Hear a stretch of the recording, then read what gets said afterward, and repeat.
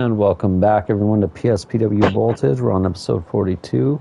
It's me, Dawn of the End / Age of the Fall 88, the Dopester, and muted is Hawkblood. He might pop in and out, but we're here. We're all here, ready for some PSPW action live on Twitch. Remember to leave a follow. If you're checking us out on YouTube, remember to leave a like, a sub, maybe a little comment, turn on those notifications. Tell them, Derpal, tell them all about it.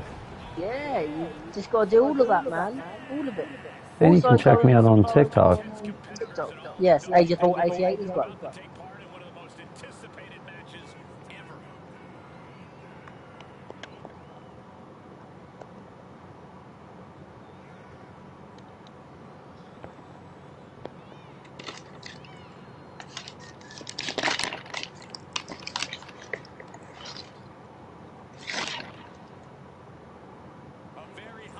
Situation ahead for this guy, but he is more than ready for it. Owen Justice, the rookie, coming in. He's 1-1 here in PSPW, winning his debut match.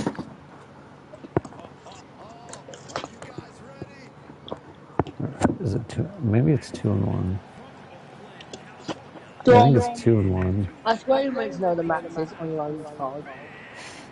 No, it's the I can't remember their stats sometimes. Oh.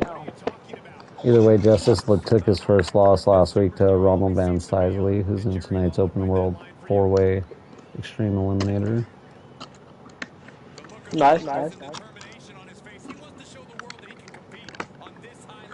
Big Rich would love to get a win here. But the question is, will he? And can he?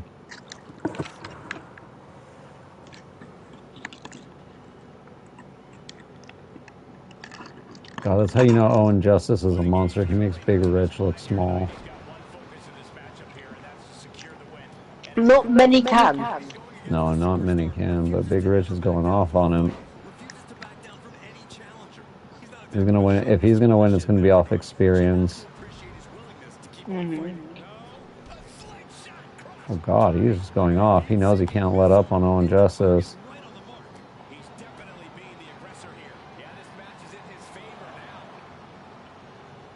Oh, nasty neck breaker on the outside.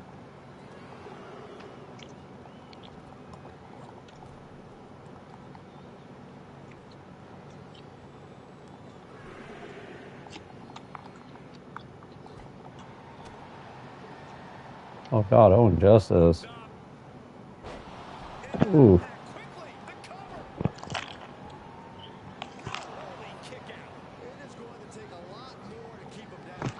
Justice made a quick comeback here. His size is just too much.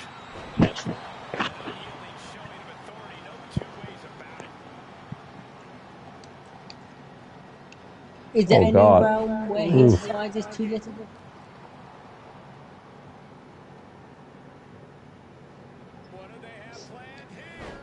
I mean, he's manhandling Big Rich. Big Rich misses.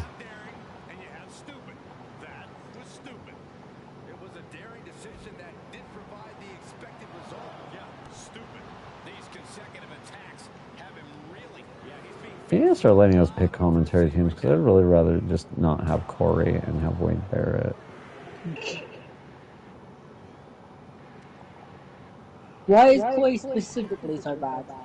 I don't know, he just annoys me. He's not that bad, but sometimes it's just like, bro, he tries too hard sometimes, I feel like. Oh my God, can Big Rich get him up? Oh, into the side of the ring. The Big Rich bomb.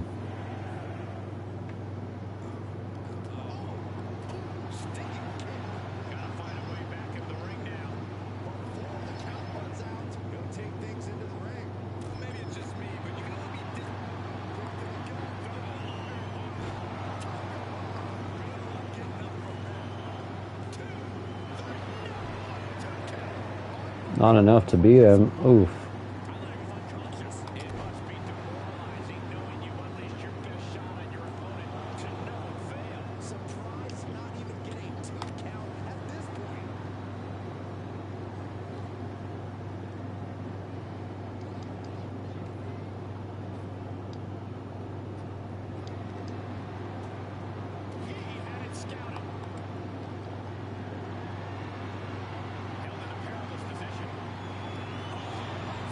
God, Justice is just too much.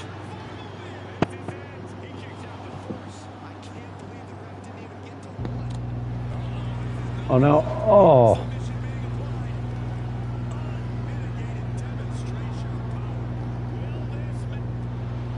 Fights out of the Anaconda Vice.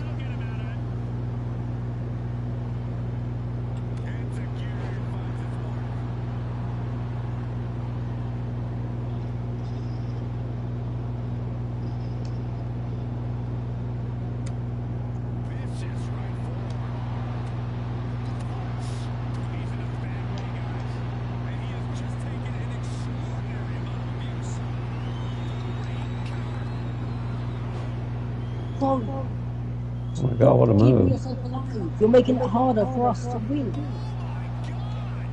is he still in this match? By the skin of his teeth. Powerball. He's getting up, but there's danger in front of him. Kick to the gut, double underhook. Ralph Gifford raise his hand. Kick to the gut, double underhook. Oh my God, that 3 back-to-back power bombs. Two of them being Tiger Bombs. Big Rich wins, but he had to do everything to keep him down.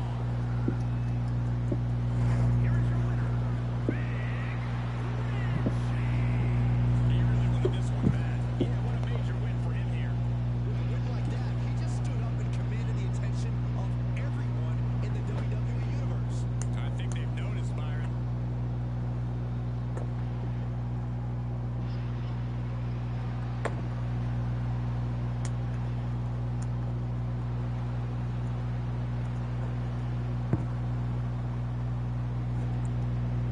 No, I wouldn't call that the best match of the night or anything, but it was good.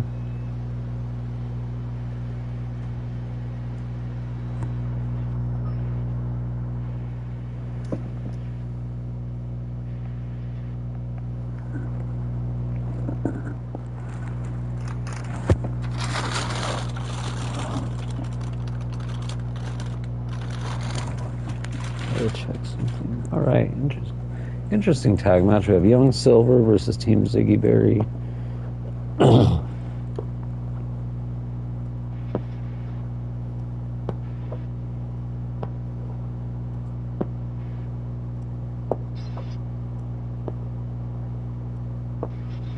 Damn it, I died because I ran out of ammo.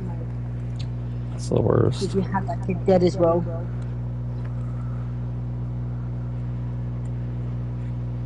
Here comes trouble.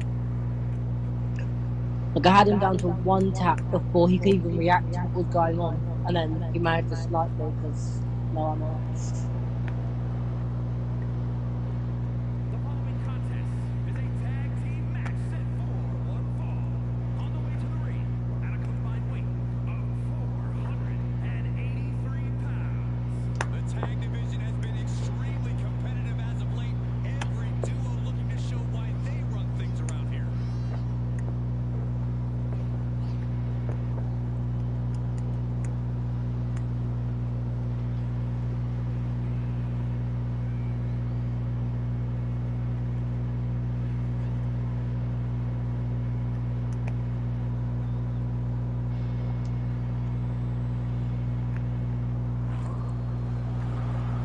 Be interesting to see who wins this match. Might go a long way in giving one of them a future tag title opportunity. Why not a past title opportunity? Yeah, you're right. They should go back to the future. Well, you can't go back to the future. You can only Back go to the future, you're right. Shut up. Where? Okay, why is my teammate just leaving me then? You stupid. We literally had a free kill. I hate when people do that. Ever since I took my spot here at the commentary table, I have wanted to call this match. I cannot wait to finally do it. Kids aren't even alive because of the fact that I don't die often outside of, like, on here. I'm actually smart, unlike him with his playstyle. Look at the focus and drive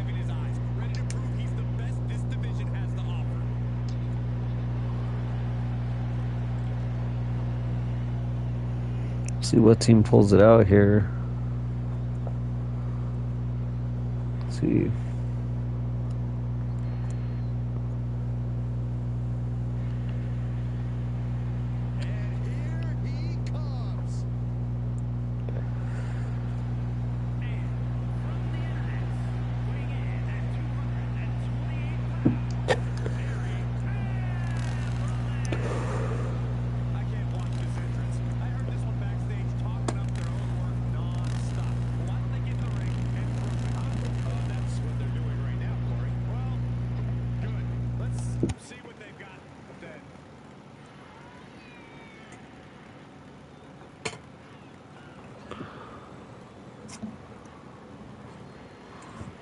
You think you and Contra are going to win that triple threat tonight, Dirtball?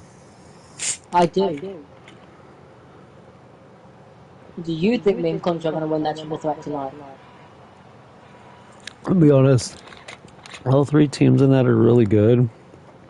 And I don't want to sound like the usual like neutral person, but it's like actually really hard to call. But I feel like out of all three teams, you and Contra probably won it the most. So I could see you guys definitely pulling it more, in a way. Well, to be fair, Chaz and Fernando could definitely use that win because they've been kind of out of the picture for a while, but we just need it in the sense of like we want the Grand Slam accolade. and the triple crown for the men. Yeah. You have to hope Daniel doesn't. You better hope Daniel doesn't beat me tonight, then. Fernandez and Chaz need it more as a career moment. Because if Daniel beats me, he becomes the first triple crown and Grand Slam for the men. Two potential Grand Slam or triple crown opportunities.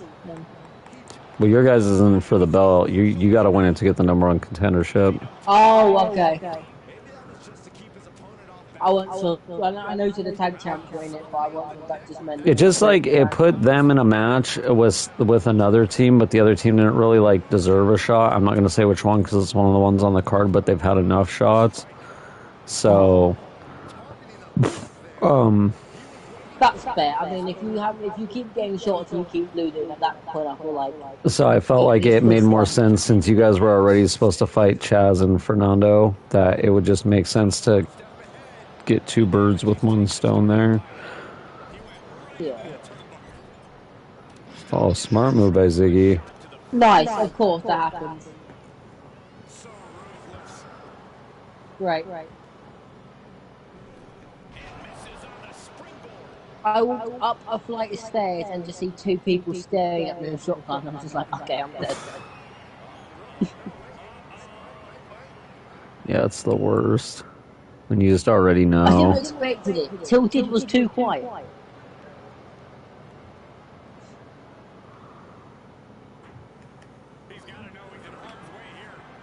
I hope his teammate camps for the rest of this game because he's not good enough to even win a 1v1. I don't think, like from what I've seen of him so far. Like he has got kills, but I don't think he's actually beaten someone to get a kill. Does that make sense?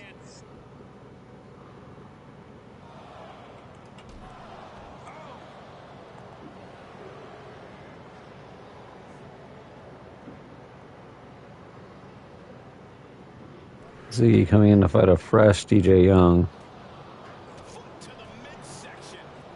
Oh, that was a nasty bump. Oh my god, that looked disgusting. What happened? Watch, just if you see that, I don't know if you're watching the stream, if not, DJ went...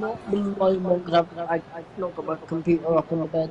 DJ went for a boot, like to knock Ziggy over the top rope, and he pulled the rope down, but like, it kind of glitched and made him fall diagonal, so he hit both his legs like on the apron as he went out, and like it looked disgusting. Oh god, what a move from Ziggy. Bad bumps. Did you see the Rhea Ripley shoot thing? No, what happened? So you got a segment between Rhea and Tiffany being attacked by Raquel Rodriguez and Liv Morgan, right? Yeah. And Tiffany Stratton's heels come off during the attack, whatever. And at some point in the center of the ring, whilst the shoes are still there, Raquel Gonzalez big boots Rhea Ripley and she bumps, landing like head first straight on the heels. Luckily, the heel bit wasn't the bit that's pointing upwards, it was the actual just shoe. But I watched it and I just went, "You're so stupid, Raquel! Like you were literally in a position after attacking Tiffany where she could have kicked the shoes up. Like it's not like it's like she unknown should that have they were cleared there." them before. Yeah, I get what you mean. It's just like, luckily Rhea's not hurt, like badly hurt from it or whatever, but like she could It's have still a been. scary spot. Yeah. Yeah. You've also had apparently some like idiots on Twitter going, "Oh, I hope Rhea Ripley gets injured from this, blah blah, you know, this, that, and the other." It's like, what are you doing? Like some of them, it's reactions because they know Rhea will give it to them on Twitter, and others No, it's yeah. just being nasty for the sake of it. That was almost the stupidest loss in the history of like PSPW. Please explain his thought process. He throws a porta bunker to get onto a roof, then runs and jumps off the roof. What a genius. Lives?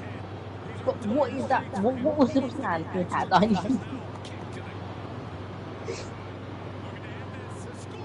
Well, ref, that's a rope break. Why are you not? Why The ref does not call that rope break there. I say that's a questionable win.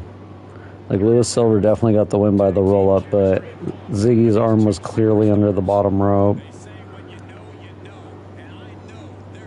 That's a good win for Young Silver. They've needed that win. I mean, in a way, the person you're facing is probably got to hate it because it kind of isn't the greatest look on them either. No, yeah. Because it's like you still technically got kept down for the 3, even though the ropes were... Laura Young, the triple threat against the Pack 2.0. If one of them pins her, they get a shot at her Tokyo title. There's no way. Oh my god, he just clutched up a win by killing the last guy in a 1v1. Wow. Your teammate did? Okay. Yeah, I mean, I'm still not playing with him because I feel like that would just mainly help by the fact they're being chased by the storm, but still. Yeah, it gives you guys a win, and that should help your rank quite a bit. Nice. Leaves me on 69%. I would have gone up much higher than 7 had, you know, I not had platinum players in this lobby, but, you know, it's good. She becomes one of the most dominant Tokyo champions of all time, Laura Young. Why not one of the least dominant? I don't know. Why is she not one of the least dominant?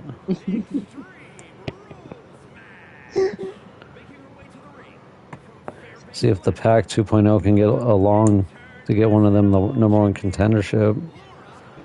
Now, I don't know if this is the case, though. I could be wrong. But I think it might be because she is one of the most dominant. It could be. You could be right.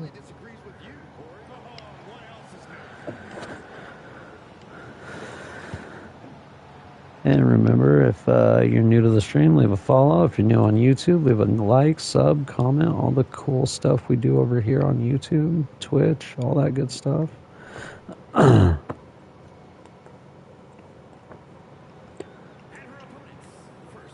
Also, I think if me and hold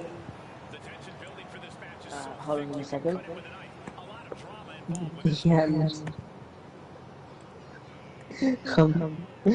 How am I forgetting his name? He's one of my biggest rivals.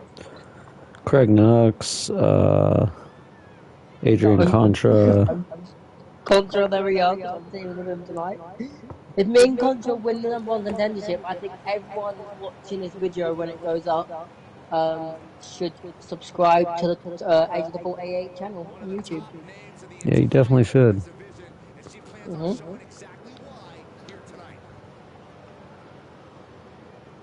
Especially if you're awesome. Diana's never been the Tokyo champion. She's held the women's, the tag team, and the open world title. For anyone wondering, that was like a little pun for Dawn, because like his favorite wrestler of all time is The Miz. Is who? The Miz. We don't hate The Miz, but he's not my favorite. Yeah, I just said he's your favorite of all time. I feel like he's one of the most underrated wrestlers of all time. He definitely is very underrated.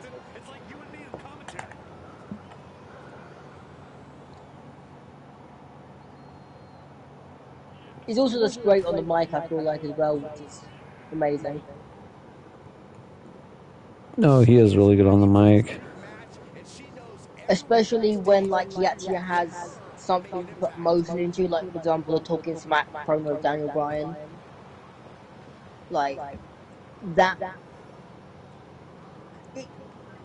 It's kind of like... I feel like if he brought that sort of emotion to every promo, there's not many that will go toe to.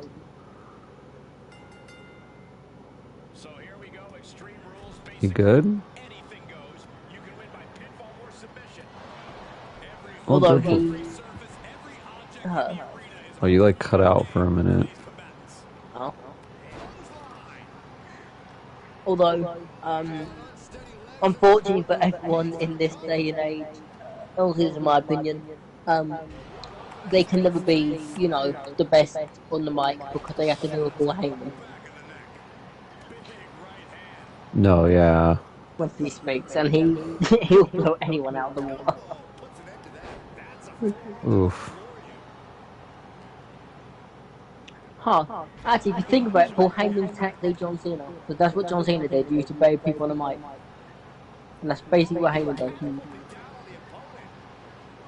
I don't call what Heyman does burying. He just cuts good promos, because burying is a little different. Burying is meant to make somebody look bad, and I don't think Heyman ever tries to make anyone look bad. He even puts people over when they're like the person he's supposed to be like teaming with or whatever. Like, he usually tries to put the other person over.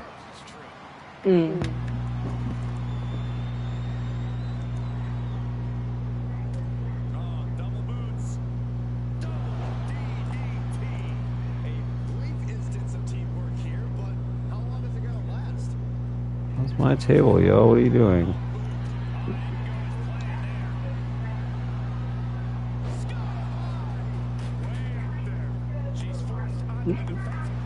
Why does AI not like tables?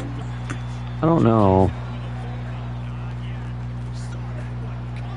Then again, at least in this game, you can't do that thing anymore where like you slide in the ring and your like foot barely touches the leg and it just crumbles.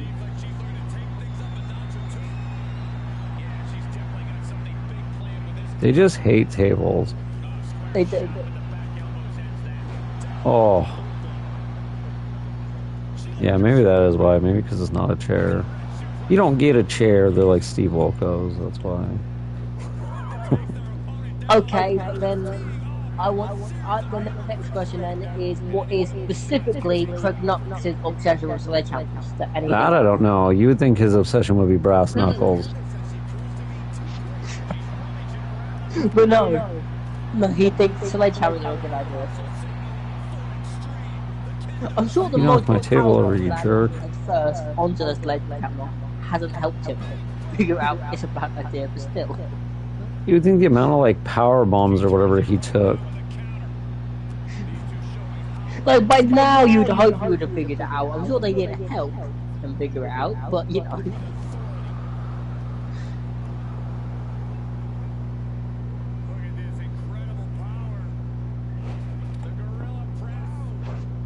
I can't wait to see the day he finally powerbombs moving into it. No, I know. It's gonna be interesting to see what happens there. AOW or PSPW. Oh, her head hit that edge of the table. What happened to the table there? I have no idea. Right there, the table just like denied itself. I got the chair. She's no-sold that chair getting thrown at her. Oof. Why are you trying to pin her? You can't get a title shot that way. Impressive to not even allow a 2 count at this juncture. Chair shots do nothing to Jackie Raider and figured out. Oh god. Oh, They do get the win. that was nasty. Two members of the former Wolfpack or Wolfpack kind of thing. They're called the Pack 2.0 because they like reform, but they don't have all the other members. That's one way to stop her from getting the pinfall, I guess.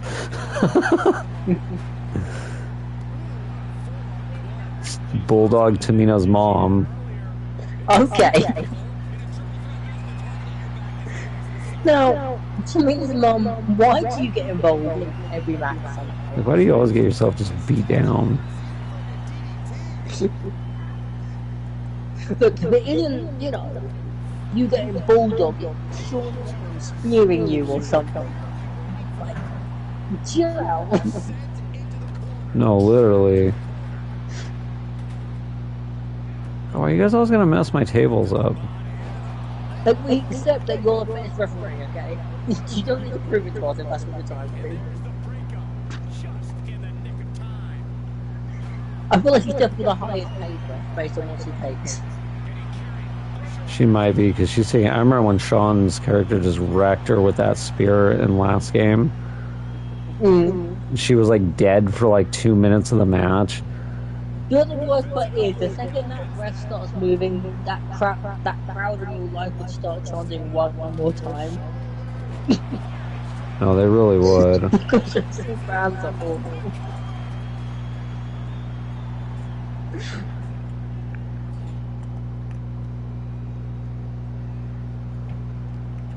You can see it in these superstars. I have no earthly idea how she's going to do this. This is absolutely The power of Jackie Raiden. This is going to be impossible. Are you kidding? No. Wait, I thought that was Laura Young. I mean, Laura Young, I'm sorry.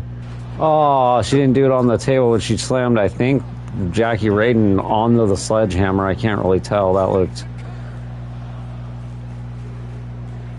God, what a win.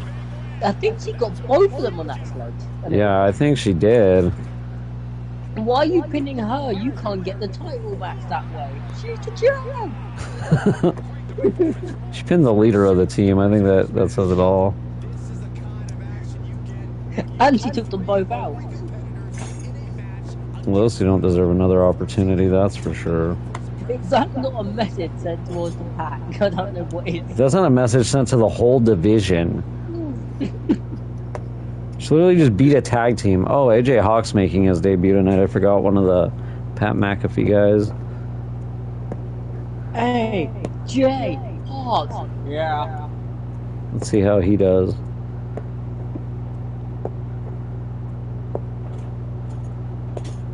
Why is he low-key kind of the fakest one here?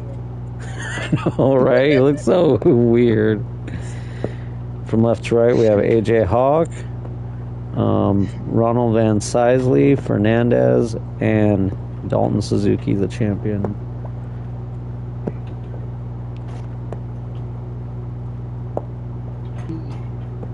I don't know who's gonna win. I just have a confident feeling that it's not AJ Hawks. Dalton's been on a pretty strong run lately. It could be Dalton. The problem is, though, he doesn't need to be involved in anything to lose. Or, It's an eliminator, so it's elimination, yeah, so technically he does have to be pinned to be taken out of this match. Unless he somehow gets screwed royally. No, literally. If it's not in this game, I wouldn't be massively surprised.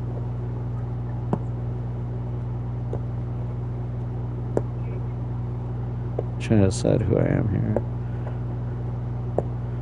here. You shouldn't have said that. You haven't said anything.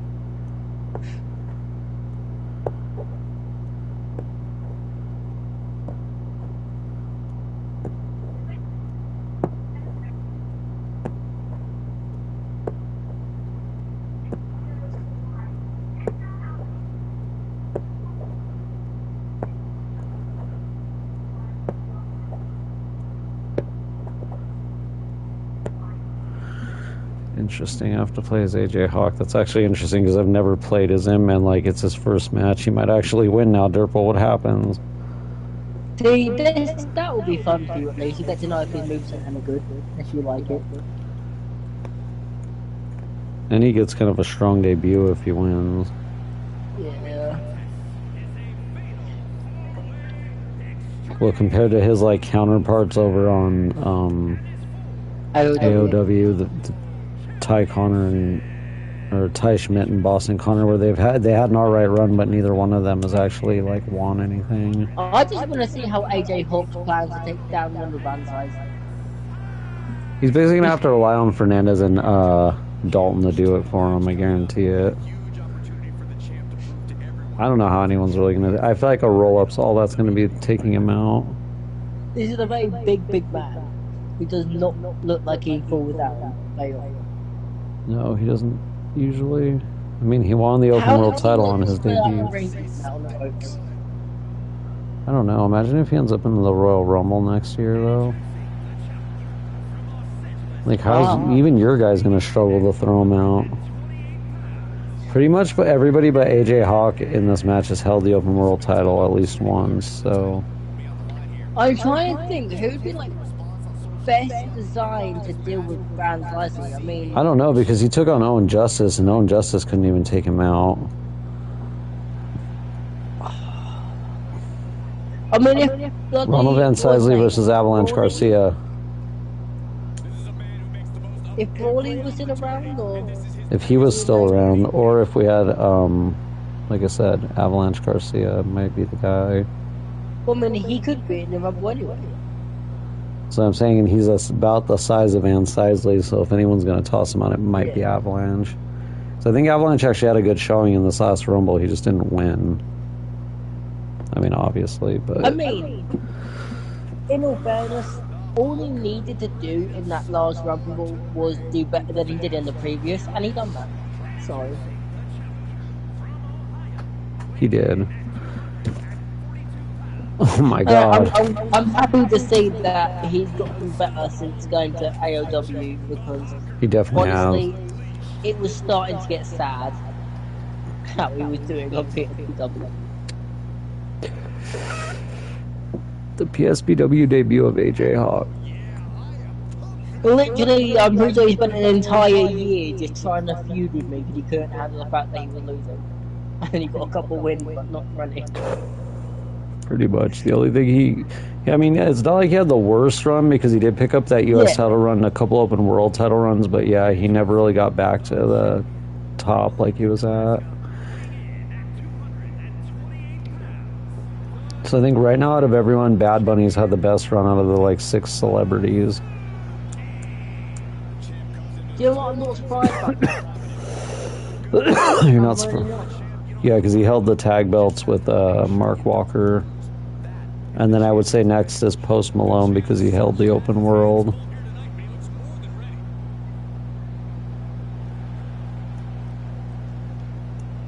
Thing that I've heard, obviously we don't know when it would be because it comes down to schedules, but like I've heard rumours about apparently Bad Bunny wants to come back and do something again. And I know whatever he does is going to be absolutely banging based on everything else he's done, including that match with Priest. So like I'm looking forward to whatever he does. No, same. Darius Butler hasn't been on the stream ever since the Rumble when he got like tossed out in a matter of seconds and had like a short. Yeah. He's just fully just embarrassed and here saying. But when you think about it, realistically, if anyone should be able to take that and not really care, it should be the celebrities in a way. No, yeah. Just because no one expects much of them. Not saying like no one thinks they'll do anything. Oh god. No one expects much. AJ Hawk tried to knock down Van Sizley and he just bounced off. That sounds about right.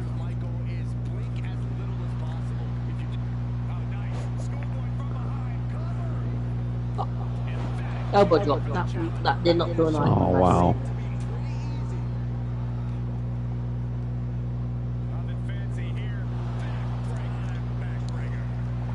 Nice little roll up. And Sizley's taking out everybody. He may as well be your Yokozuna at this point. Kinda is.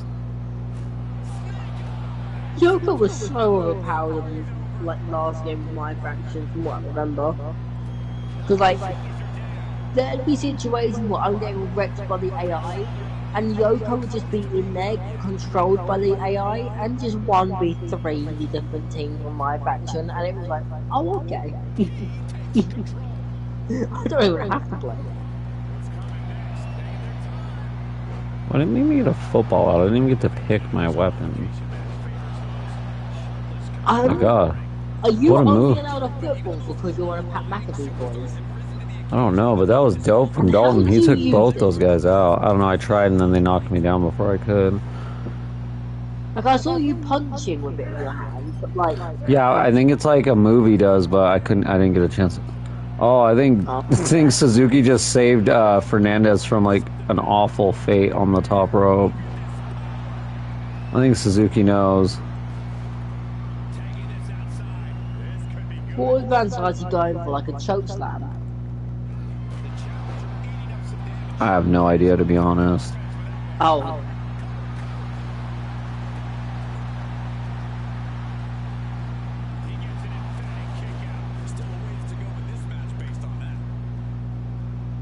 If you don't know, I assume it's not a signature or finish then. No, yeah. Oh, come on. Why'd you have to mess it up, man, Sizely, and throw him in like that?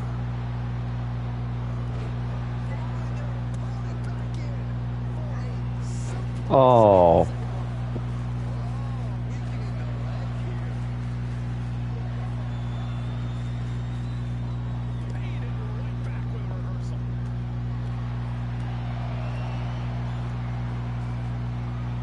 Oh. Poor AJ Hawk.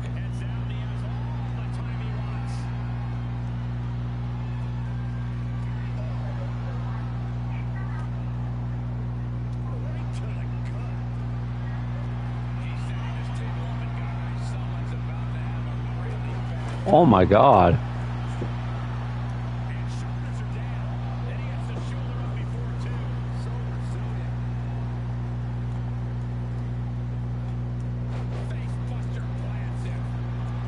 I'm gonna do a double team and it made me attack the wrong guy.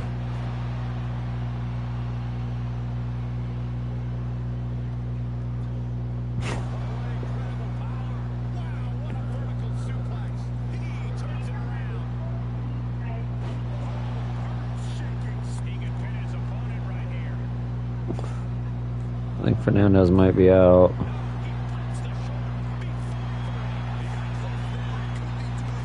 Oh. Why, Suzuki? Why do you have to ruin everything?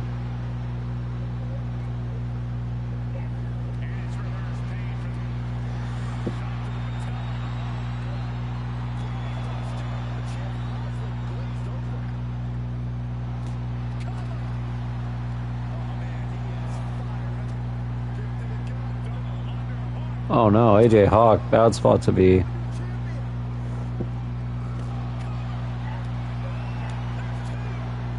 It did that thing where I clearly hit the square and didn't count it. It keeps doing that to me a lot. I don't know why. Oh, what, on the pin? Yeah. Yeah, you got that. Yeah, it's like it keeps doing that to me. That's actually how Injustice lost. Is I literally got the thing and it always says that I don't get them. See, that's the only reason I prefer the button mashing, but like the button mashing is also so much harder to get out of than that. So it's like There's not like a win-win. that's why that's also another reason why I've always said they need to go back to like the 2K17 way of the pinfall minigame. Which one was that? That was where they had it in a circle when it went round. You just got to press X. Oh yeah. I think Would that be one was better. so much better.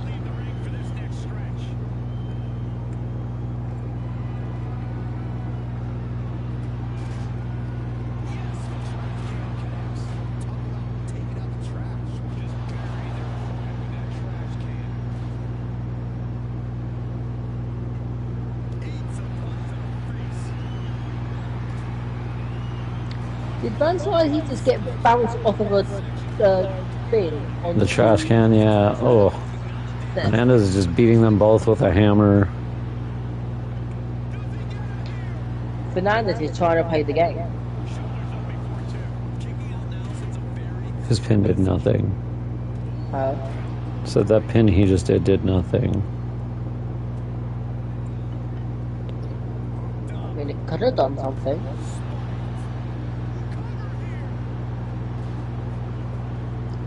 Technically, it gave him an extra second of breathing time, even though. Oh, we're gonna have a new champ.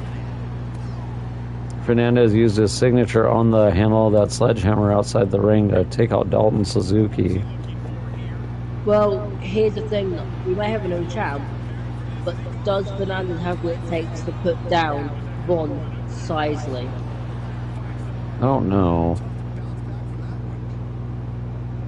That is the question we have to answer. But Sisley, you do not need weapons.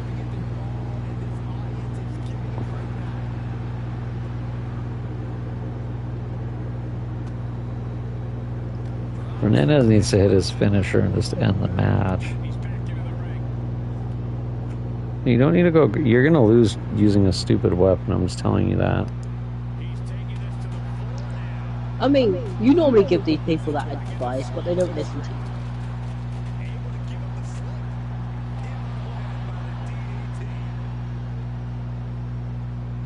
you. Yep, he basically just cost himself the match there.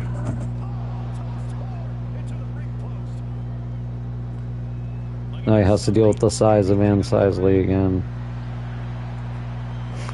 Sisley, that didn't hit him. Why did you throw that at him?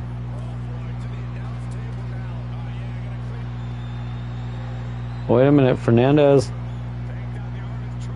locks in his finisher on the outside. Oh my god, he could not make him tap.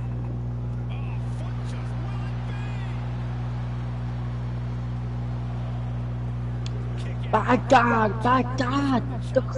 The cross-wing chicken crossface! That's not what it's called! I think that's the Gonzalo escape, right? I believe it is, yeah. God, why do you do that to Van Sisley? He just literally threw a hammer right in his face. Oh no, he took that bear hug spine buster from Van Sisley. Oh, that tiger bone just too much.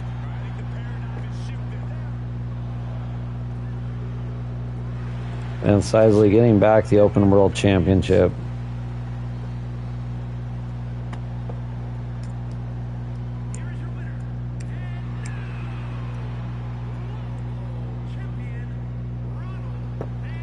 I want to know who's going to beat him.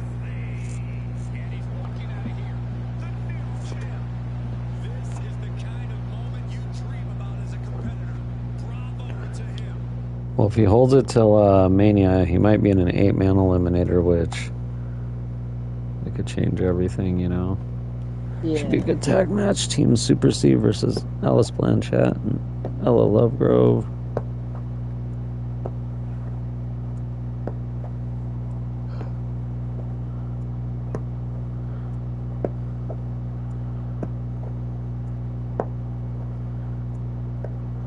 On the left, I believe you just said that's Team Super C.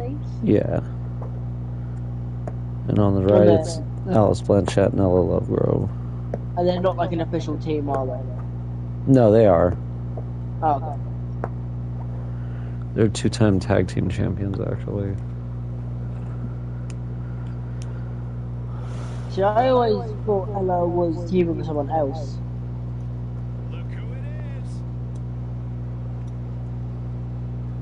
No, their team just kind of happened, but they've been a good team since they started up. You know what? The last game, I think it was who's your team? I think it was her and Evelyn Abbott. Evelyn Abbott's over on AOW now. Team Super C's kind of fallen off a bit.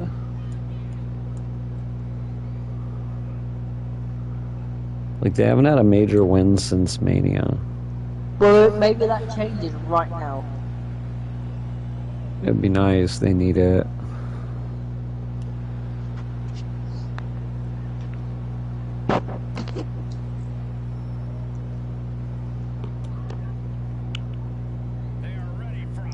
But do they need it more than you need it? Well, they definitely need it. Like,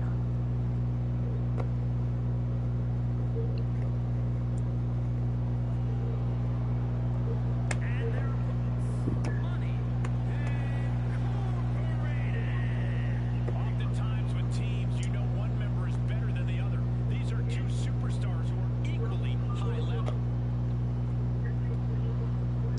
Do you know what matchup I want some point down the line? what's that? Give me Big Bronson Reed versus Jacob. I'm sure that could go amazing. Oh, that'll be awesome, yeah. There's two monsters that, like, realistically, you don't need to have either one of them really win necessarily, but like, even if one does go over the other, it just won't matter.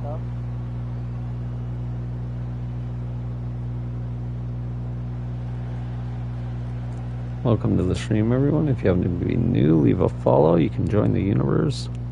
It's all created characters. It's all members of the stream and some original. Can join, correct?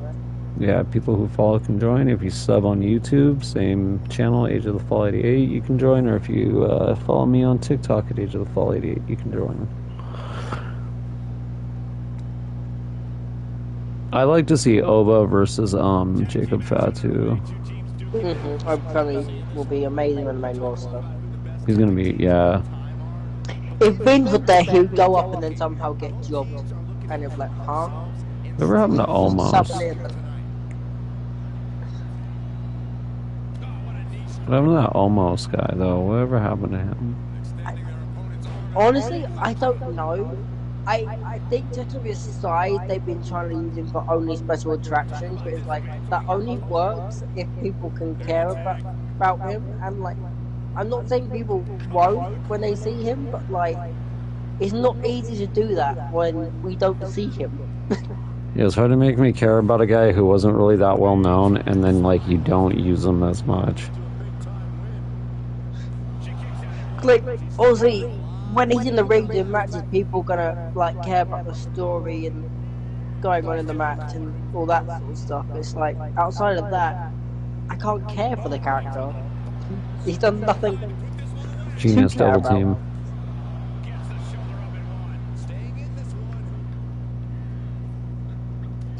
Oh, nice move. Stephanie C taking control.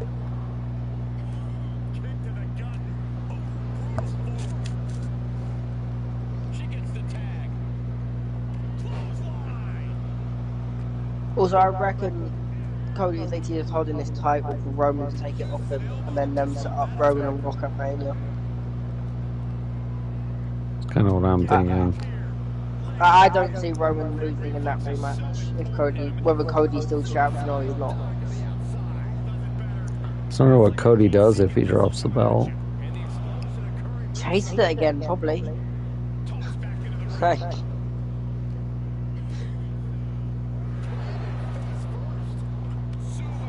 Oh god, this match is getting out of control.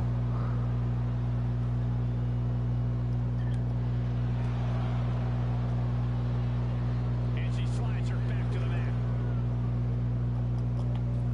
Springboard drop kick. Here's the cover. I wouldn't even mind seeing, like, Cody go do some more mid-card stuff, like a little bit after it. Like, obviously, he'll get his rematch at some point, but like, depending on when they do Roman versus Cody, that'll be something left for after Roman and Rock. Although if he's gonna keep like that American Nightmare gimmick, maybe the US title might be a good thing for him to win for a little bit. Yeah. Ooh, what a big boot. Put him on Raw at the moment? No, actually got from Raw. Yeah, keep him on. He would stay on SmackDown. I mean, obviously he's not going to fight LA Knight. They probably have him fighting somebody else, but maybe have him go up against like Carmelo or somebody. Yeah. And like, heck, I'd possibly even early on in the feud with him and Melo put Melo over just to like help Melo out a bit, and then have Cody end up winning. No, yeah, maybe have Melo win the first one by like some sort of like cheap tactics or whatnot. Yeah. And then, heck, if you wanted to, you could even, you know, somehow have someone that Melo's feuding with try to distract Melo, and then it somehow fails and helps him. That sort of Just stuff. have like, Andrade get involved. Yeah.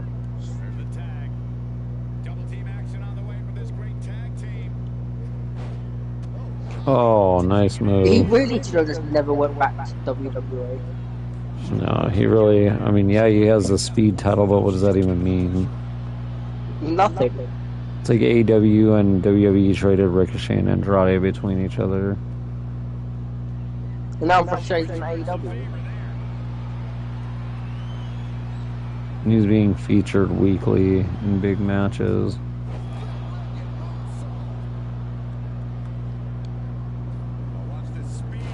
Well, the thing is, I don't know if I see him going any further than he did with WWE, and by that I mean as in, I see him, you know, maybe I see him winning like some mid-card belts, I see him potentially winning some tag belts, but I don't know if I see him getting a world belt.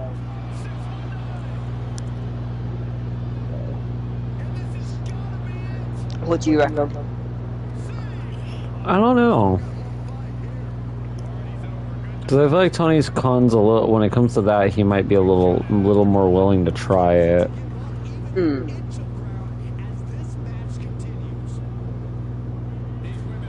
What a great slap she just did. Also, I feel like at some point soon, surely it's got to be the right time to like potentially give Balor another title run. And That's what I feel like. Balor should get another title run. Huh? I feel like Balor should get another title run.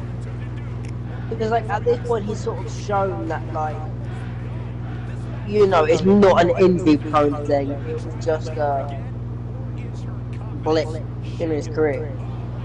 Like. That was more Vince. I thought he was injury prone. Oh my God, they still couldn't get the win there.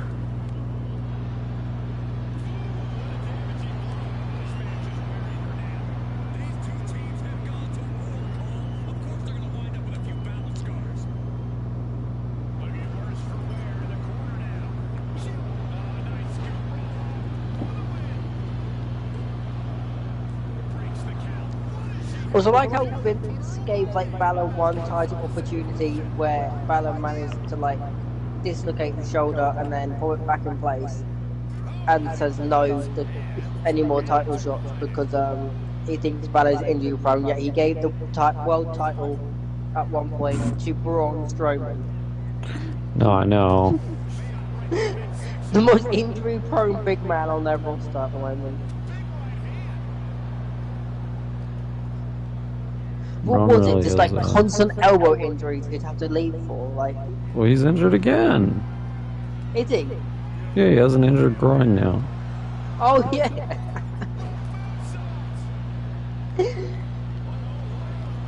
Wait a minute, what a roll up.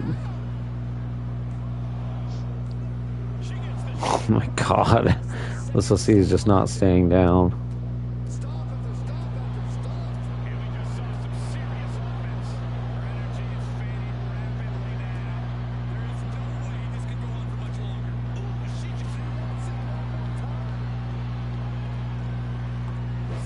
Thing is, you said he got. I think you said before that he got that injured groin on doing the tsunami, didn't he? No, it was a Samoan drop from Bronson Reed. Oh, okay.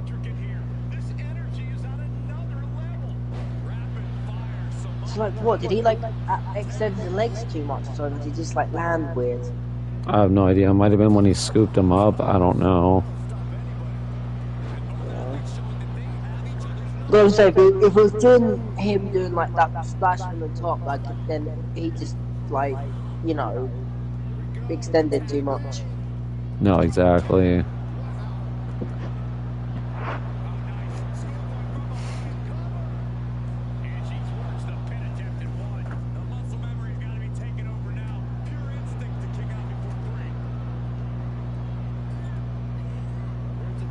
They're just going off with double teams.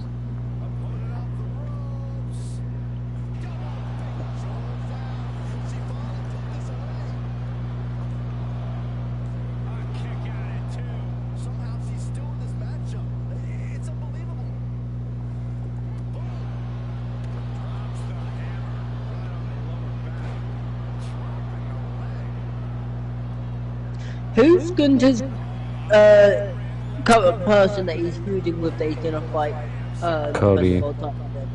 Cody. Huh? It's Cody. Oh, is it? Because of the crown jewel match. I mean, I'm liking the idea of the match. I'm just also. I think it's a stupid way to do it. You should have just kept it with Survivor Series. Yeah.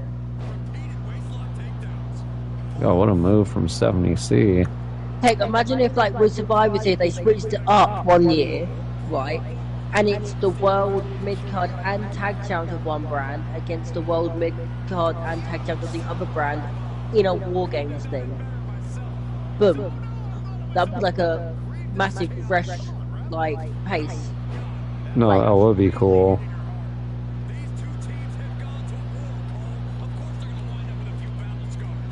And they can even still do it elimination style if they want to, which makes it so much more like interesting.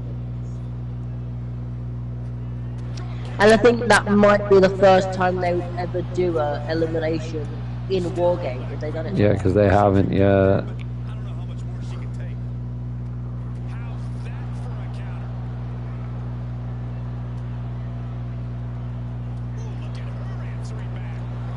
But I don't see them ever doing something like that because Saudi Arabia makes more money, so they'd rather do it there. No, yeah, plus they want to just give those guys... That place, they basically just do like... It's like fantasy booking Big over there. matches. Nice pinfall. Ella with a win. She deserves it. It'd just be nice if Team Super C could actually get a win once in a while. Yeah.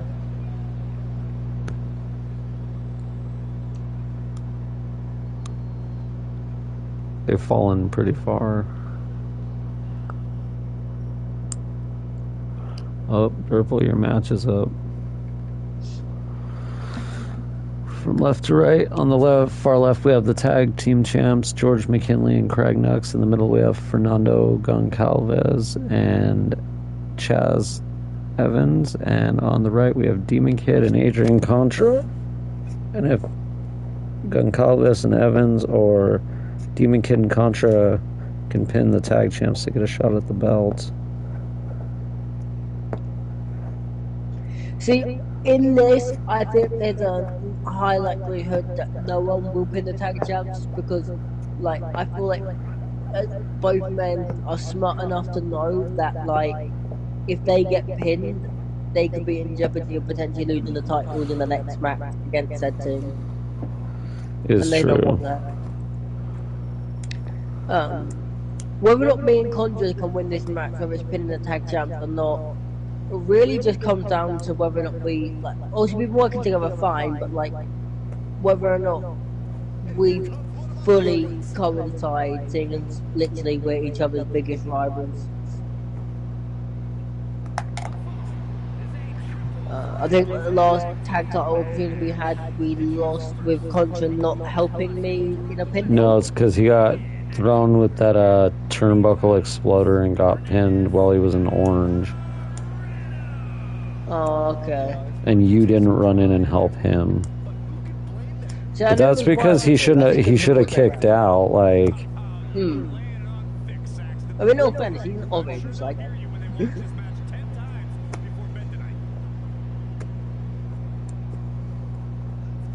Like, was one of the turnbuckles exposed or something? Because at least that would help his case. No, it wasn't. The only reason it'd be interesting if Evans and Goncalves get the shot is because they're probably one of the only teams who hasn't really gone for the tag belts. Yes.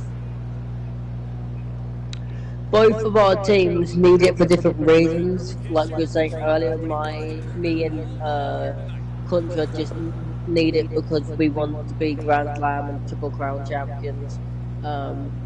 Whereas these guys need it more as a career moment for them. And like this could be like the next step leading into them leveling up in their career. No, definitely. This could be the match that's a turning point for them. So, selfishly, you have to think Fernando definitely won it because Fernando has a dub. I feel like he still kind of probably feels like he lives in Felix's shadow to an extent.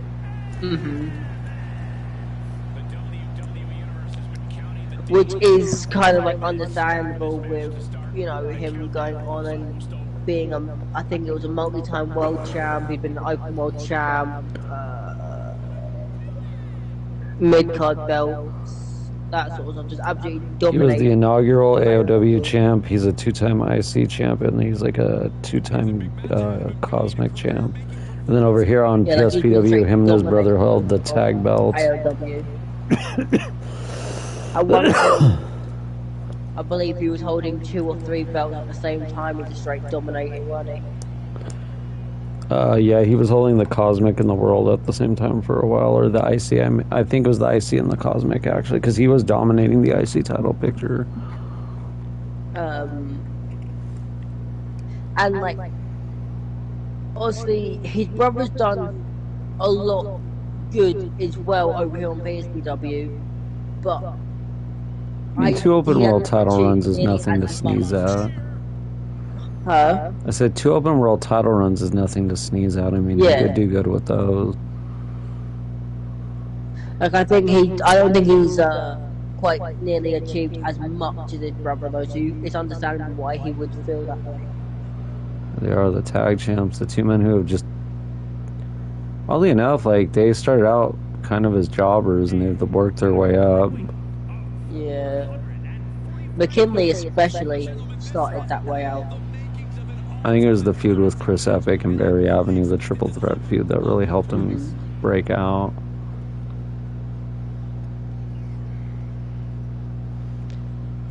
Plus, teaming with Nux doesn't hurt because Nux is a veteran. I feel like a lot of people as well, which doesn't help their case, underestimate McKinley because they think of him as a joke from where he was a jobber for so long. But McKinley is a fighter, and so is Nux. Sorry. Yeah, no, they're both fighters. I feel like honestly, if you gave McKinley maybe one more opportunity to go for the world title, like, he might actually pull it off. It's possible for him to win. Like, yeah. He's not going to have, you know, one of the greatest runs necessarily with it, but, like, he could have, like, a nice run with it. I feel like he'll at least grab the US title soon, if nothing else.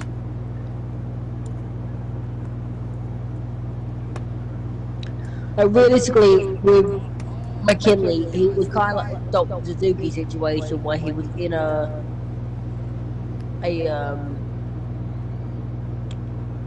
ranking that he wasn't quite ready for yet, and then he kind of dropped out of it and got better, and now, you know, it's possible for, if he was to go back into said ranking, that he'd do much better and have a chance of actually winning the main belt of that ranking. Well, he, like I said, I think it was teaming with Nux because he got the team with Nux. They had a few decent like matches. They won a few, and then he actually got an open world title shot, and he grabbed that belt and he held it for a while. And off of that is when he was able to pin Chris Epic in a non-title match and earn a shot at, I believe it might have been Rumble. Starting out, the open world title, like if you were starting out fresh, no accomplishments, nothing on PSPW or AOW, I would argue that the open world title is the most important title to go for because it sets you up ready for a US or world or tag title because you have to defend it so much and it's so hard to keep a hold of because of that it ends up preparing you to be a champion that has everyone looking at you and a target on your back at all times. That's why Dalton's last run here, I think it definitely is going to help him going forward because he had defended it. He managed to beat Gladius in a one-on-one when Gladius returned finally. Oh no, it wasn't at Rumble. They faced, I think, at the last show of the year because I believe of the in-game year because I remember now at Rumble it was Epic and Gladius in a match. Mm-hmm.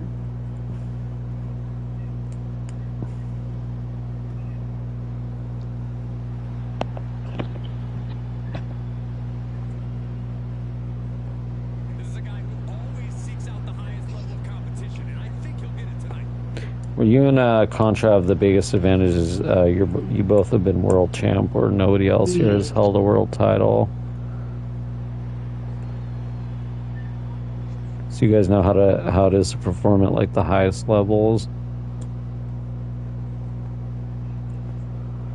The one thing we're just needing to get down is just more chemistry, more chemistry. Or we've got like let's see, bad geometry, but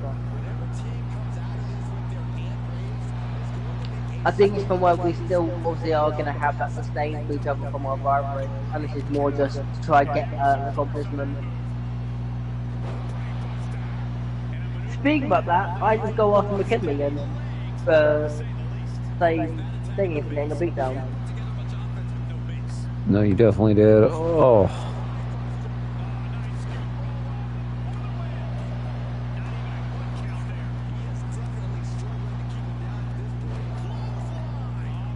I think one thing that does go in the advantage of McKinley and Knox is they know how to deal with people like me as they've had to deal with people like, for example,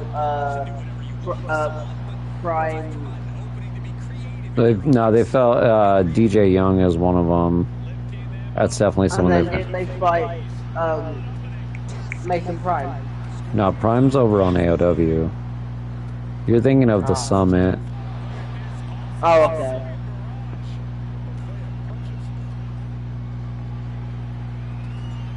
But like, they know how to deal with like the taller guys, so that definitely does go in their advantage. No, it does help a lot. And it doesn't help. It also helps them not also being in quite a few different feuds with me. That was a genius double team by you guys, even though it was like very improvised. Has managed to defeat me multiple times. Oh, poor Nux.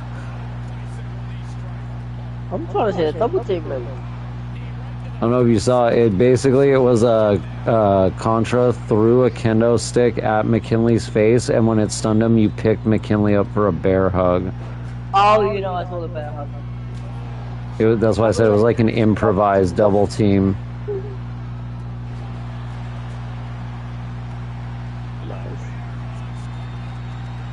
No, did you just bring in a steel chair? That's unbelievable. Get your sledgehammer. Oh, sledgehammer hasn't been brought in, surprisingly. Then again, I think that's for the best for Cricknuts. Might actually be. How much would I bet that if he doesn't bring it out, we've been told backstage, do not touch the sledgehammer. Probably McKinley that told him not to use it. He's like, bro, I don't want to lose. Can you not grab a sledgehammer, please? Like, just leave it under the ring.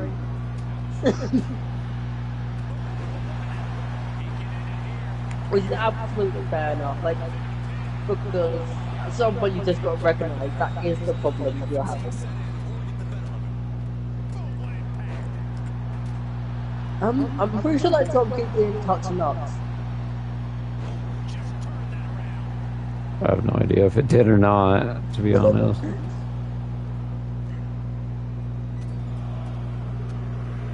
I'll be watching that back whenever this ends up going on YouTube. Mainly just that I won't know.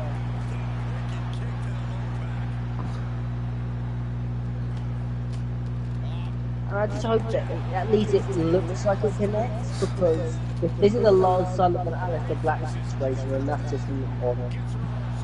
Or the Randy Orton, Javon Evans, yes. RKO.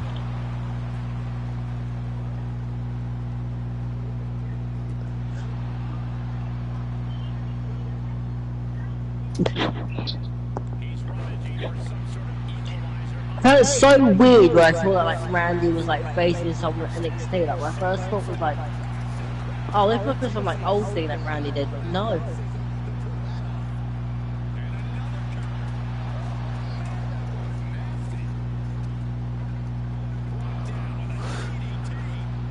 Tag champs are just getting jumped. I mean, look, best strategy, right?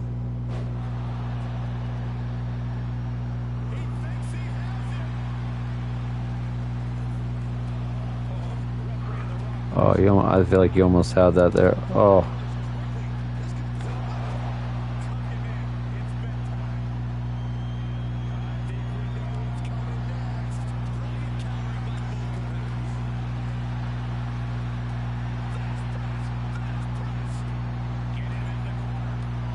Nice overhead exploder suplex.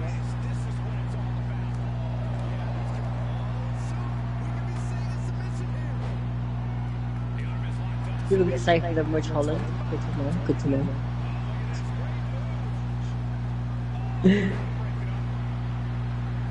Still so stupid to me how out of proportion that entire situation got blown. What? Oh, bloody Rich Holland overhead belly to Big E. Yeah, but at least they made something out of it. Because now he's down being a heel on NXT, and he at least got an NXT tag title run out of it. Because Big E wasn't mad at him, so no one else should have been. Because if Big E was mad, then that's different. Like, you know, it's the fans that sit there and blow it out of proportion because they, even though Big E's fine, and like, yeah, it is what it is, it happens, like, they won't let it go. Oh, you almost lost the match. So a nice little double team from McKinley and Knox.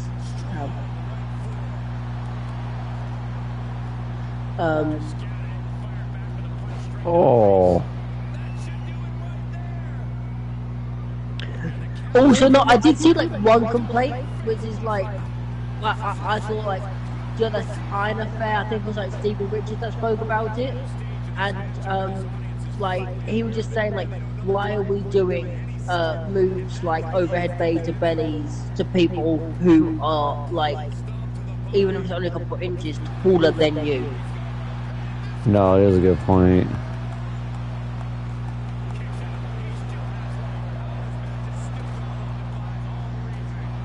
Which is like that because that's like a lot of what he does, like breaking down stuff and then giving his own opinions on it to try and logically explain why it either made sense or didn't, rather than, you know, some like the old timers can be like a bit bitter about certain things and stuff like that.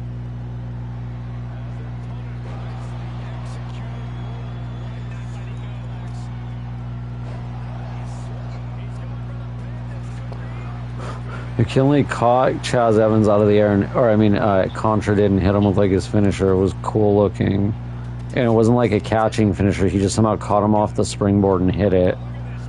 Nice. Oh god, Demon Kid bounced off that chair. I am missing some action because adverts, but that's fine. Hey. They help I'm me happy make to money. Yeah, because they help me make money, so there's always that.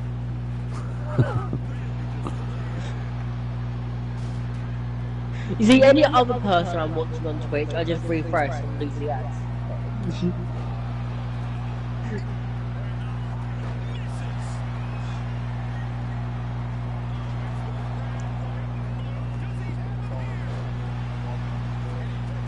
Fair. Hey, I'm the only one I watch on Twitch too. Well, when Durple used to stream, I watched his streams, but he doesn't stream anymore.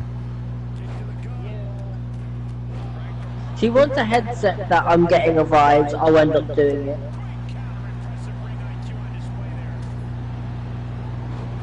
But I just don't know when that will arrive because they're waiting for stock. No, I get you. There's nothing wrong with playing that game.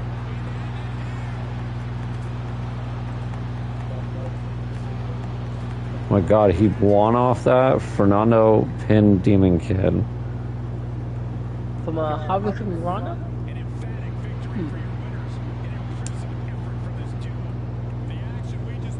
Well, no number one contenders on this, yes. Doesn't really establish them. Put them one step closer, but I don't know if they should necessarily be it. It just comes down to, like, I guess how they do from here and whether or not by whatever pay-per-view it is, the tag champs have a challenge and if they fit the criteria for that point. You know what I mean? Because I think exactly. it's like getting the most wins and being the most dominant, ain't it? Yeah, it's usually what I base it off of. So from left to right, we have Stephanie Madison,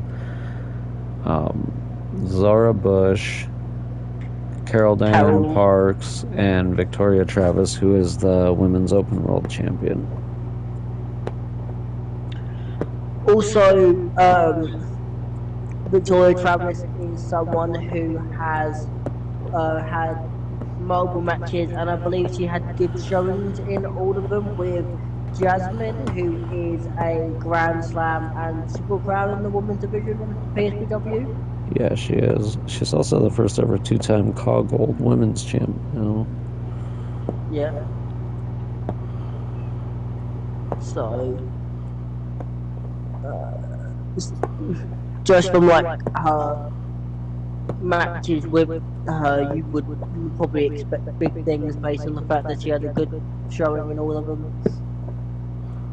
From what I remember, at least. No, she did have a good showing in all of them, you're right.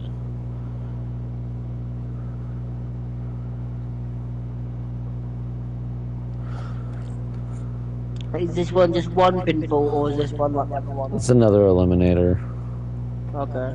Usually for the open world, I make them elimination, because it depends on how many people are in it, too, though, and what like the match stipulation is. You make elimination if there's only 2 people in there.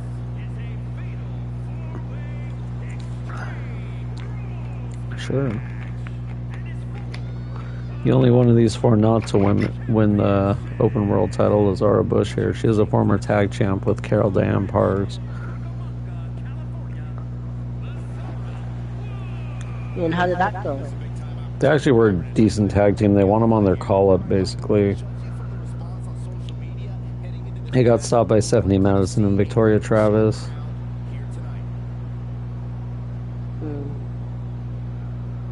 But if she could win this, that'd be big for her. I think Stephanie Madison, if she wins, she's either a 4 or a 5 time. I gotta check. Open World Champ, and Carol Diane Parks could win her second one.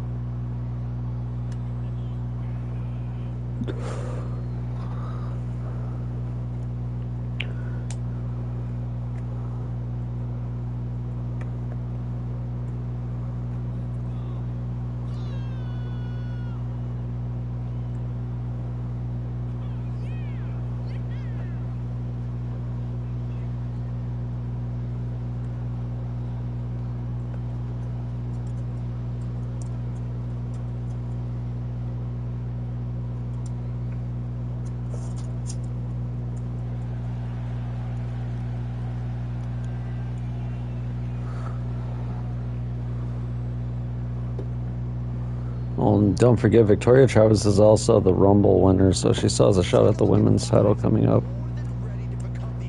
I did not remember that. I don't think she called out which women's champ, but neither did Seta. Jaka hasn't decided which world champ he wants to fight, I don't think. Because the options right now are Chris Epic and Timothy Hay, although I might go with Timothy Hay because it would make it a three-way with Glaz, and so he would fight one of his stablemates and one of their biggest rivals. That could make it interesting. Or if Chris Epic doesn't have an opponent, might have them go one-on-one. It's just if he wins there, he's gonna switch shows. Yeah, you probably do someone back for him, or would you just have him switch? No, I'd definitely trade someone over for him.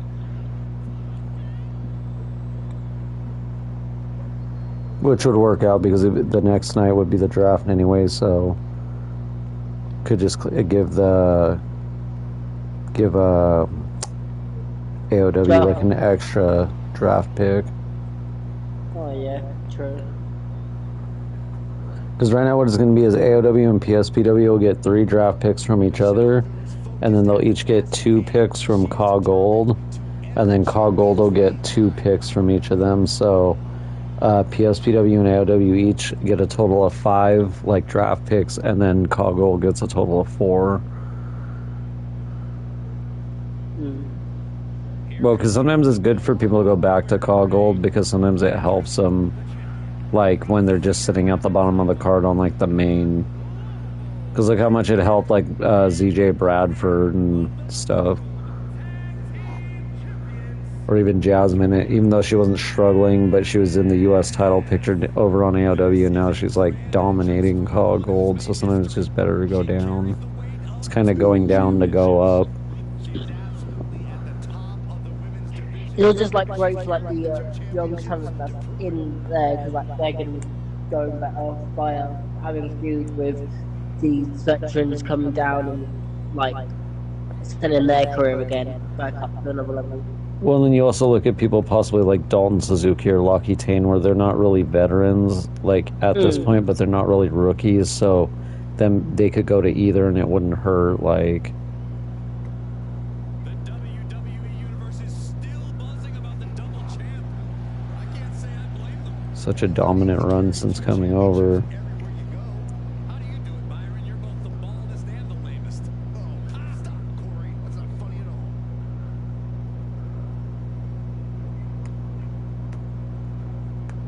She's already done so much. Caw Gold Women's Champ, Rumble winner, Women's Open World Champ, and Women's Tag Champ. I don't know if anyone's had a better year.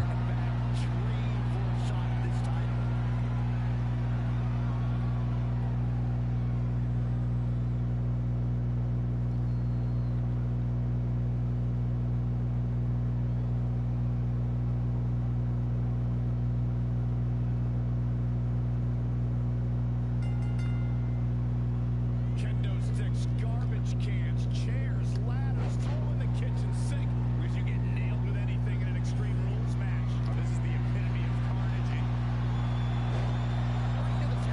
Oh, the tag champs just taking out their rivals.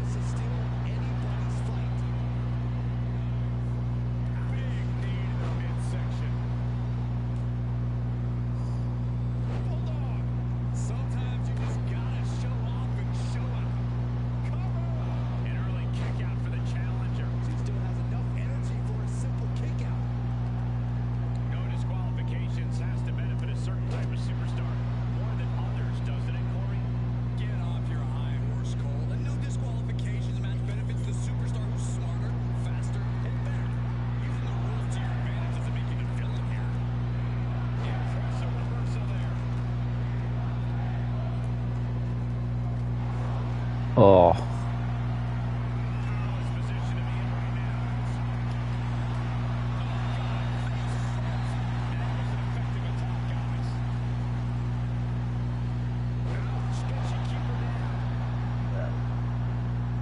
That was pretty bad.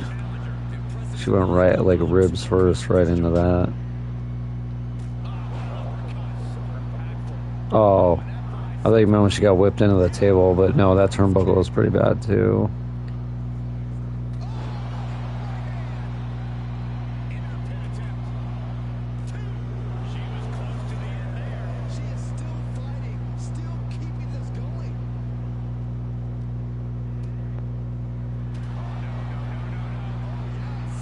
Oh my God, Parks hits her finisher on Travis.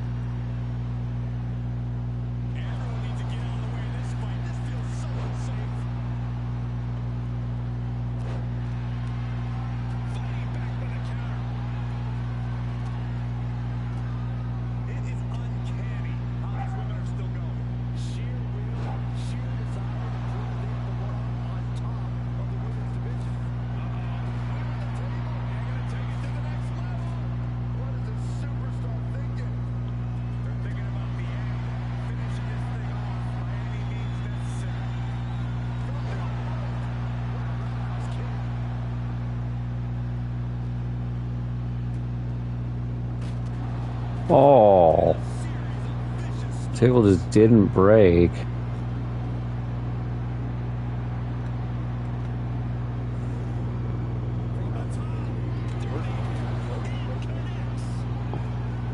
Oh, I know. I feel like it's worse when it doesn't.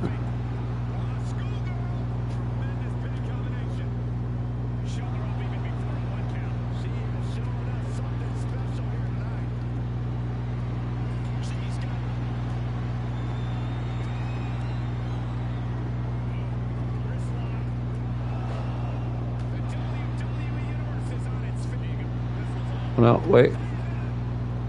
What pin is she going to count?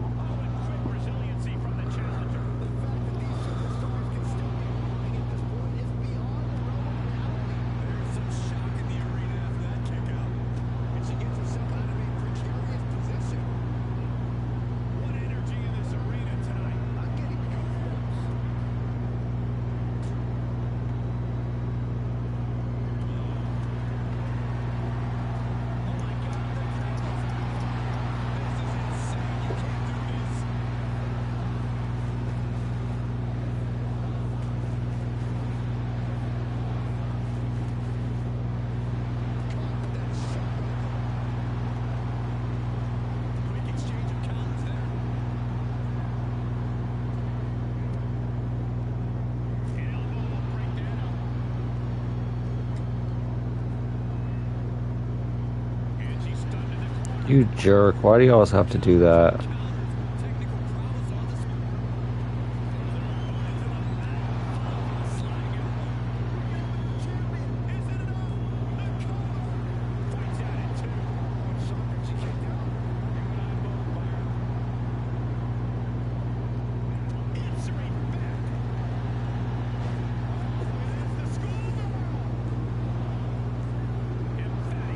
Almost takes her own partner out. Oh, come on.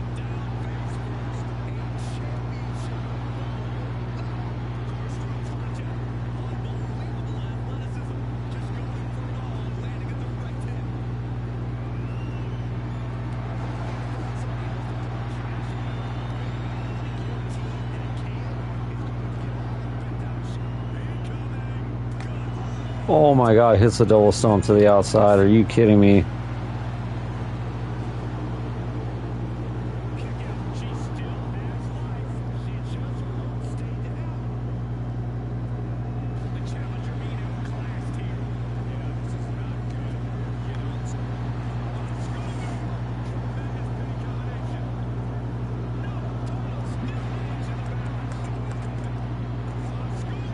She's going off with those roll-ups.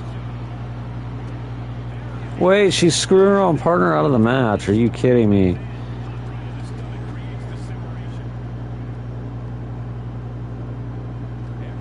Oh no.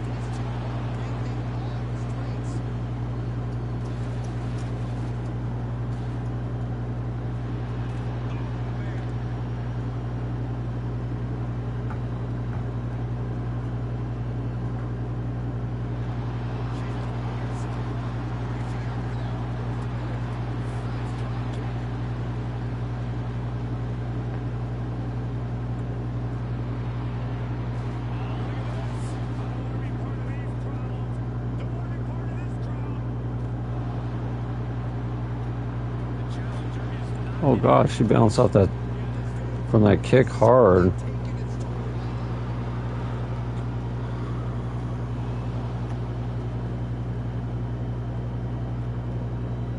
Oh, saving her friend from a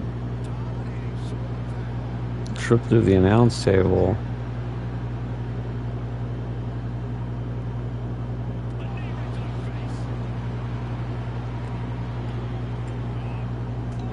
Saw it coming.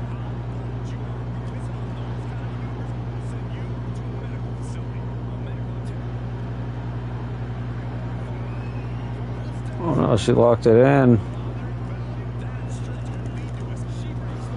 Why did she stop that? That doesn't make any sense.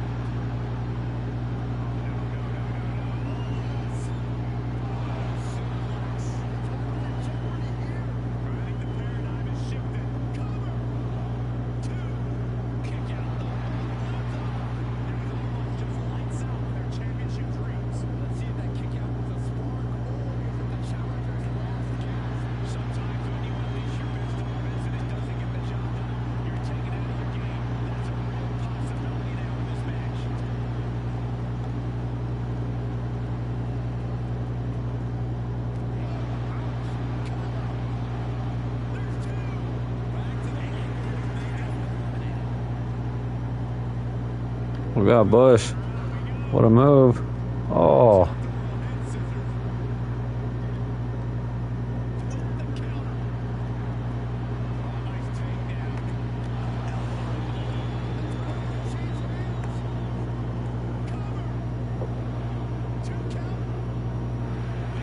Stephanie Madison grabs the open world title once again.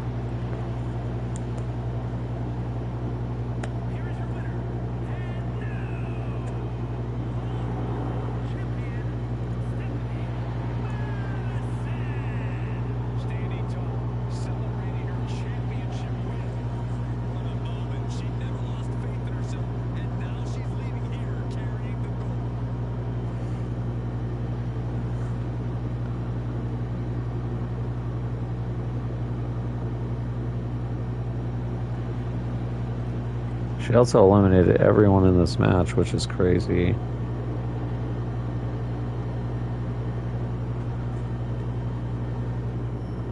She's a former women's champ also. I believe she's a Grand Slam and a Triple Crown.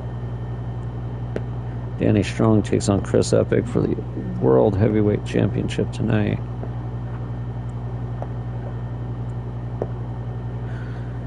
Can Danny beat him once again? He beat him last week. They went back and forth, but he was able to roll up Epic off a mistake.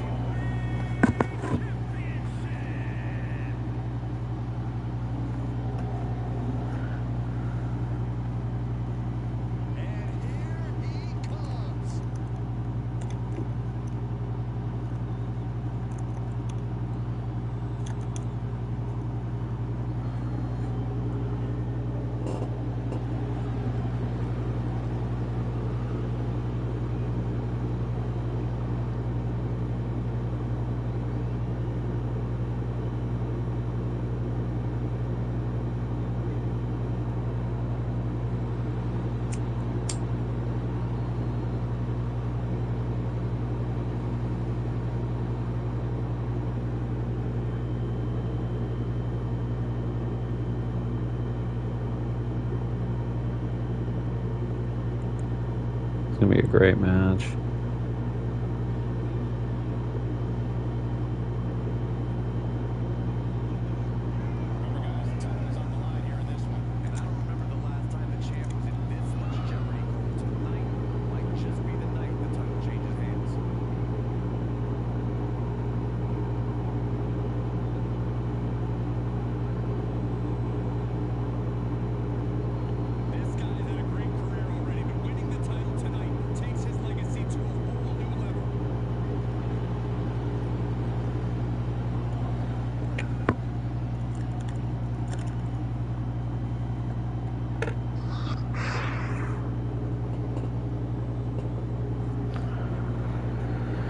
Hey Carol, welcome to the stream. I'm glad you're doing well. You just missed your character's match. She didn't win, but it's a good match. It was a four-way elimination match for the open world title.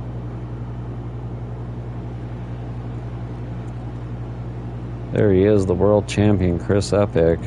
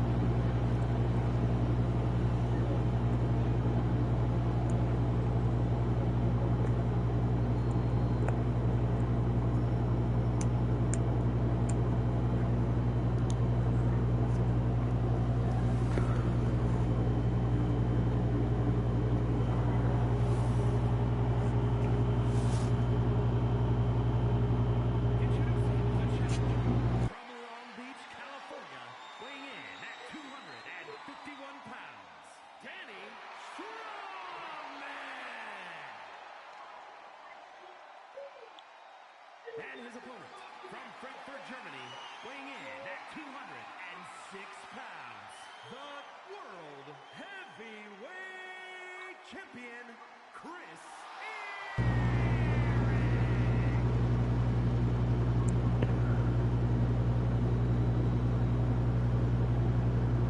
You can see it in everyone's eyes. They all want this championship.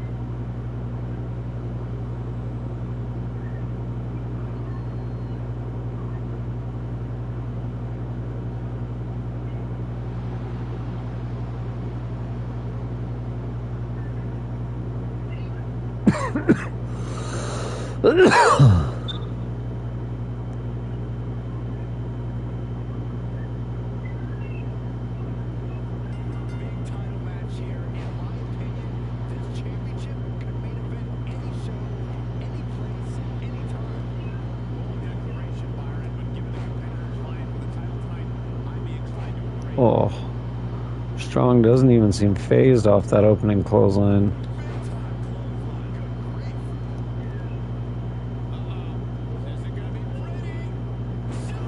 It's too much for the champ.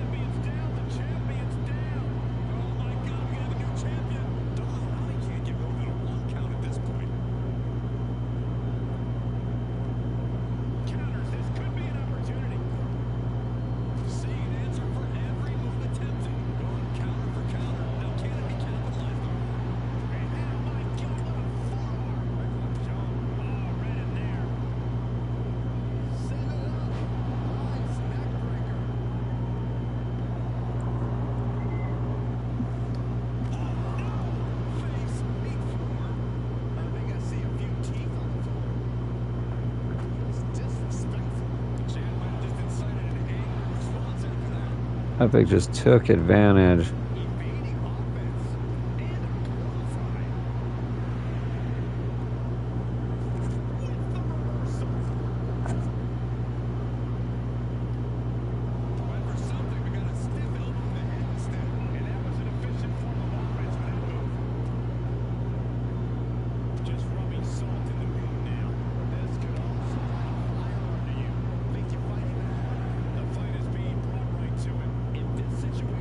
Here we go. Oh, how did you whiff that? Are you kidding me? And now that terrible error makes this a critical moment in the match. Swinging the elbow to halt the offense. Front thrust. Bang. He must have seen that coming. Reversal after reversal, proving they did their homework.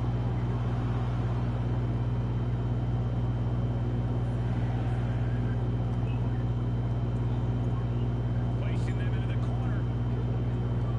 He deflects it right back.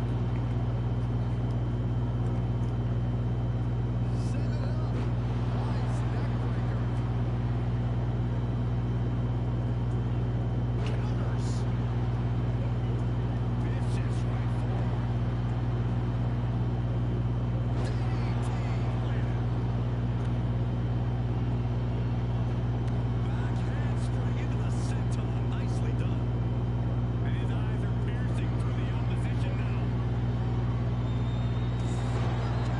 The champ Let's make sure to seal the deal.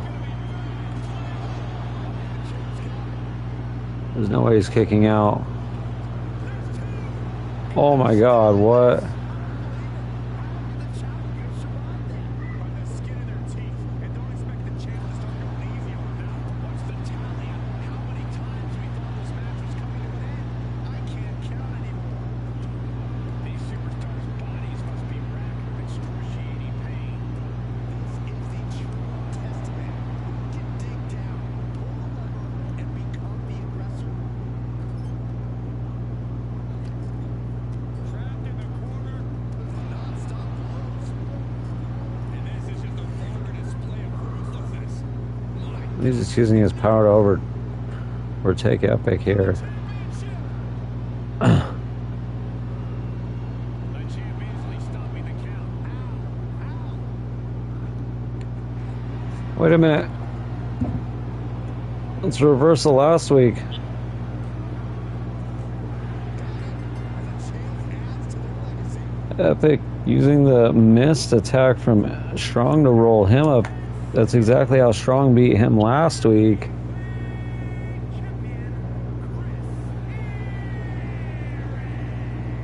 A successful title defense for him tonight. What a title defense for him tonight. He came in with that unshakable champion mentality.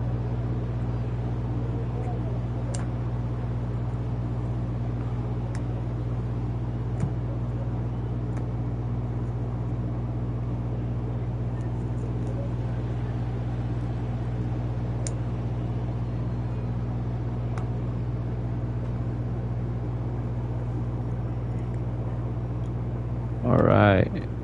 Now finally, the main event. Alexander Gladius takes on Nick Cinema for the US Championship.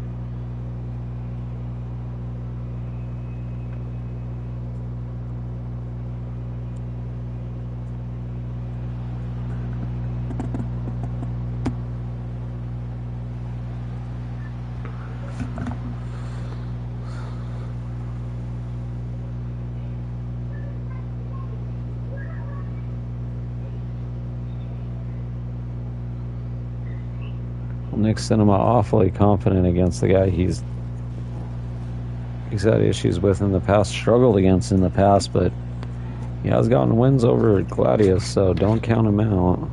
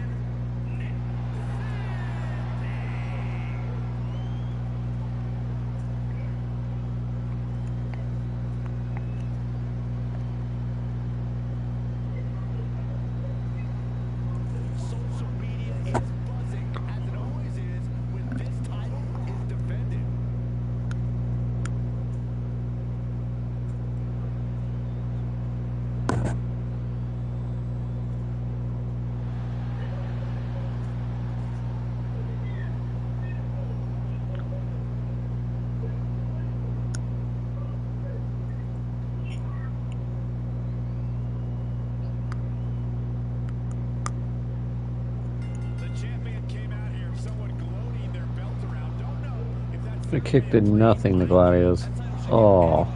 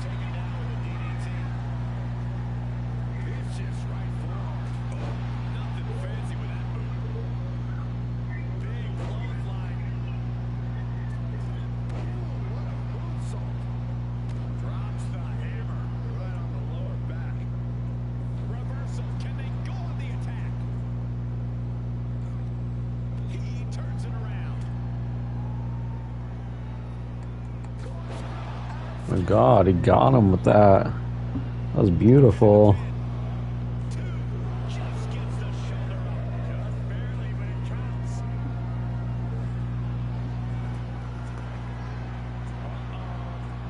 Oh, he stops the package pile driver. Are you kidding me? Oh.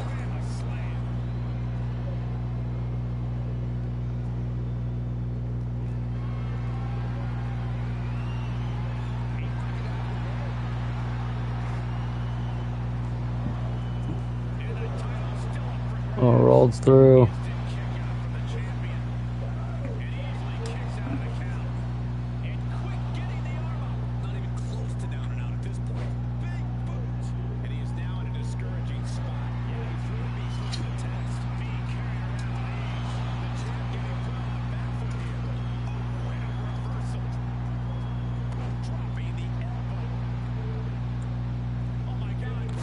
Oh.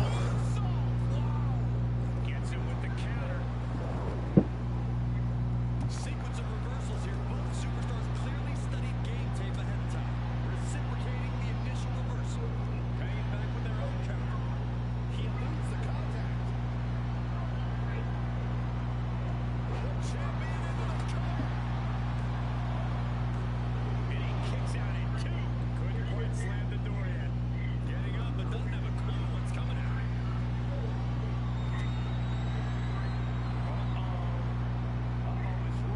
Didn't reverse it that time.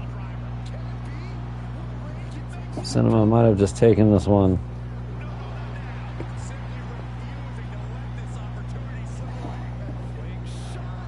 Oh.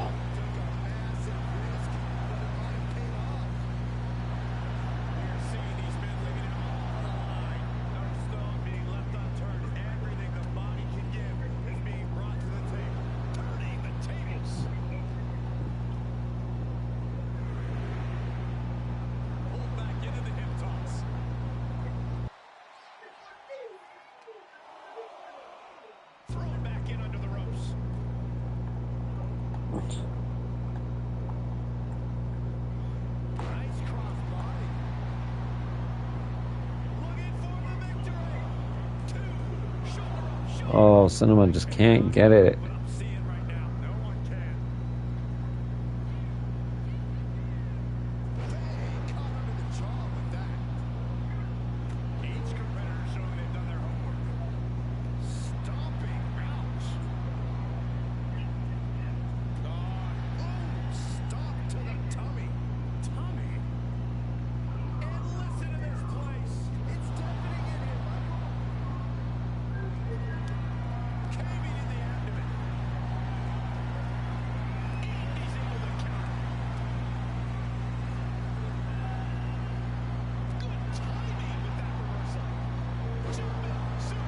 Oh. At this stage of the match, they are clearly starting to feel the effects of this back and forth. Drops the hammer right on the lower back. On the outside, come on. Oh.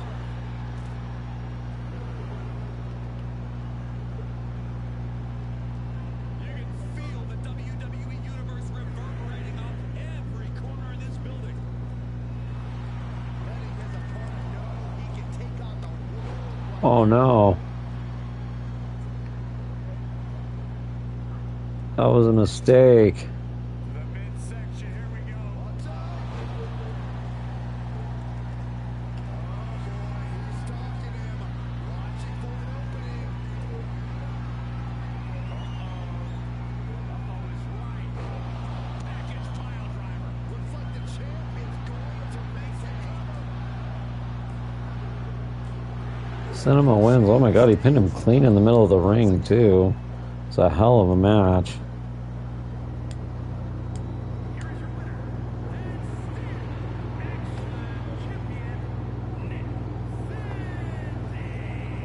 What a win for the champ as he retains the title. He came out here and defended what was his. You have to give him credit.